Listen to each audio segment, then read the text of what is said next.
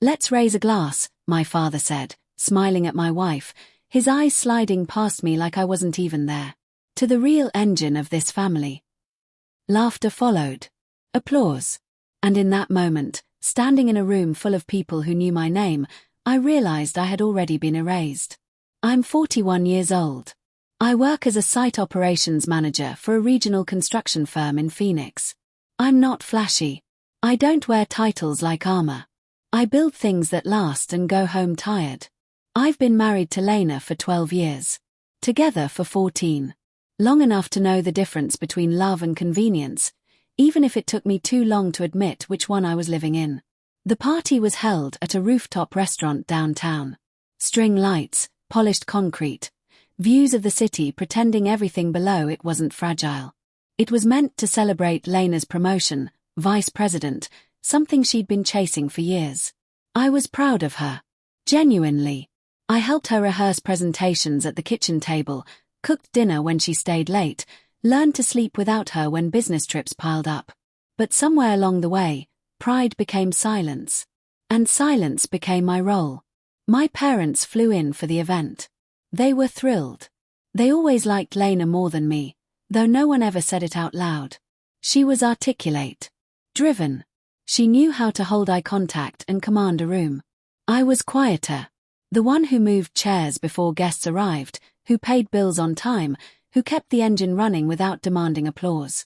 At the party, I floated. Introduced as Lena's husband. Not once by my name. When conversations shifted toward careers, my parents leaned toward her. Asked about her next move. Her bonuses. Her future. My father nodded at things she said with a respect he hadn't offered me since I was a teenager. Then came the toast. He stood up confidently, tapping his glass. The room hushed. Lena squeezed my hand, not looking at me. "To my daughter-in-law," he said, voice warm. "You've outgrown every expectation we ever had. You carry this family forward. Honestly, without you, we'd all be wondering where things went wrong." People laughed. Someone clinked a glass against mine, assuming I was smiling.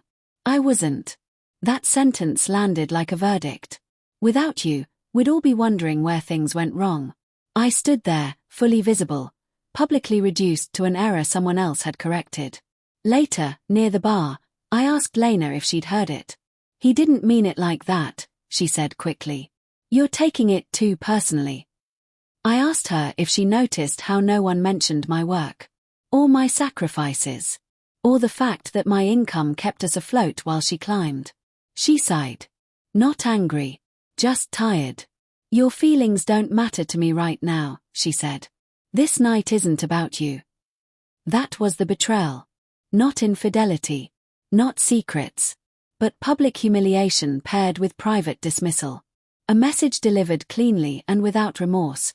You exist only when useful. I drove home alone.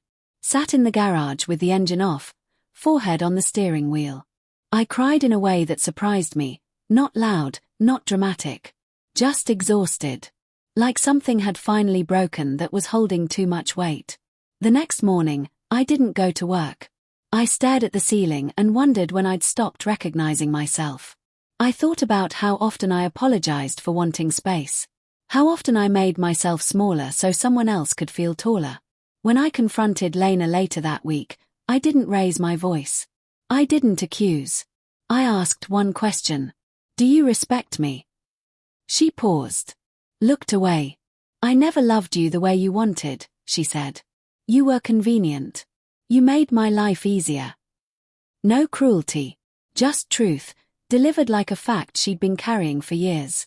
That was my turning point. Not because it hurt less, but because it clarified everything. I moved into a small apartment across town. Downsized. Quiet. I stopped explaining myself to my parents. When my mother called asking why I'd been distant, I didn't argue. I just said I needed time. I stopped attending dinners where my absence was easier than my presence. The resolution didn't come fast. There was no applause for leaving. No sudden glow-up. Just mornings where I made coffee for one and didn't feel guilty. Evenings where silence felt like rest instead of rejection. Months later, My father emailed. Apologized for how things might have sounded. Not what was said, just how it landed. I didn't respond. Because dignity isn't about making people understand. It's about deciding what you will no longer tolerate. Here's the lesson I learned, and maybe you need to hear it too. Love that requires you to disappear isn't love. It's convenience. And the moment someone shows you that your value is conditional, believe them. I didn't argue at my wife's promotion party. I didn't make a scene. I simply stopped standing in rooms where I had to shrink to belong. And that quiet exit. That's where my real life finally started.